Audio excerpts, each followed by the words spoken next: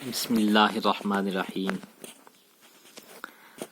آج 4 ستمبر 2020، جماعت 10ویں، مضمون اردو، موضوع مرزا اسد اللہ خان غالب۔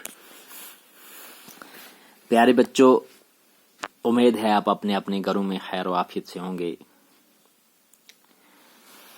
پیارے بچوں، ہم اپنے موضوع کی طرف متوجہ ہوتے ہیں۔ آج ہم جانیں گے کہ مرزا اسد اللہ خان غالب کہاں پیدا ہوئے، کب ان کی وفات ہوئی، اور انہوں نے کیسے تعلیم حاصل کی اور اردو میں ان کا کیا مقام ہے۔ مرزا اسد اللہ خان غالب۔ مرزا غالب کے دادا مغل بادشاہی کے آخری زمانے میں ایران سے ہندوستان آئے۔ ان کے خاندان کو ملک میں مناسب مرتبہ ملا۔ غالب آگرہ میں 1797 عیسوی میں پیدا ہوئے۔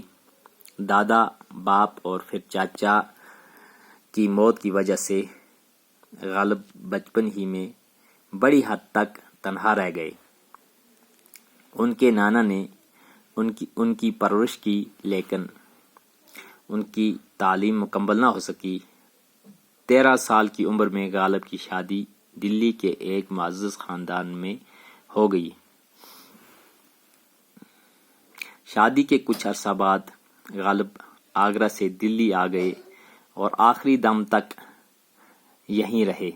غالب کے آخری دن لمبی بیماری کی وجہ سے تکلیف میں گزرے، لیکن ان کے مزاج کی شوخی اور ذہن کی تازگی آخری وقت تک برقرار رہی۔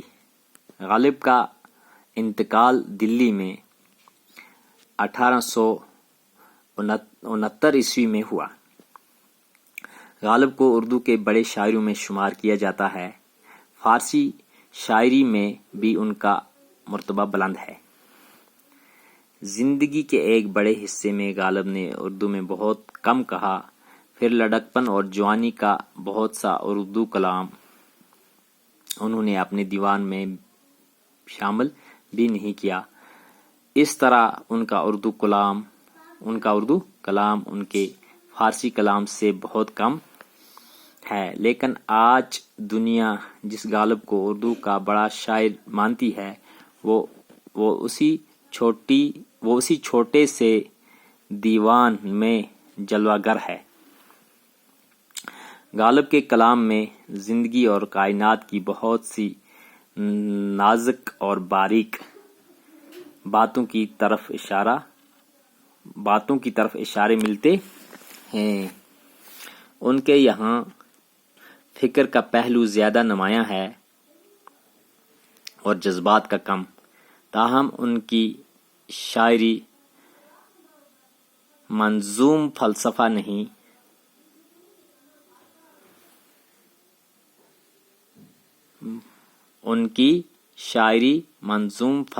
نہیں ہے۔ یہ شاعری ایک خاص اور سوچنے والے ذہن کے مختلف تجربات کا اظہار کرتی ہے اور اس طرح ہمیں فکر و احساس کی نئی جہتوں سے آشنا کراتی ہے۔ زندگی کا کوئی مرحلہ ایسا نہ ہوگا جس پر ہم نے غالب کے کسی نہ کسی شعر کے ذریعے اظہار رائے نہ کر سکیں۔ یہی وجہ ہے کہ ہمارے یہاں جتنے شعر ضرب المثل ہو گئے ہیں، ان میں سب سے زیادہ شعر غالب کے ہیں۔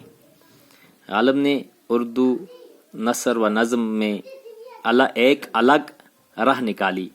انہوں نے نہ صرف اپنے دور کو متاثر کیا بلکہ آنے والی نسلیں بھی ان سے فیض حاصل کرتی رہیں گی۔